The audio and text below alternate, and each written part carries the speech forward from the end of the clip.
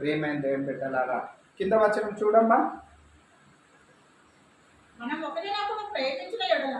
మనము ఒకరిని ఒకరు ప్రేమించిన ఎడల దేవుడు మన యందు హల్లెలూయా. చెప్పు, ఇప్పుడు ఒకరినొకరిని ప్రేమిస్తున్నామా?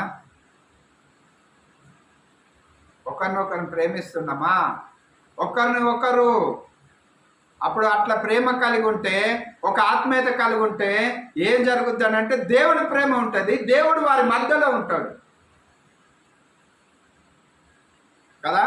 ఇటు ప్రేమ, దేవుని ప్రేమ లేని కాడ ఏముంది అని అంటే అల్లరితోటి కూడిన ఆటపాటలు, అబద్ధ సాక్ష్యాలు, అబద్ధమైన మాటలు. మళ్ళీ ఇవి ఎవరి దగ్గర దొరుకుతాయి అని అంటే లోకంలో క్రైస్తవుల దగ్గరే దొరుకుతాయి ఎక్కువ. క్రైస్తవుల దగ్గరే దేవుడికి సంబంధించింది తక్కువ.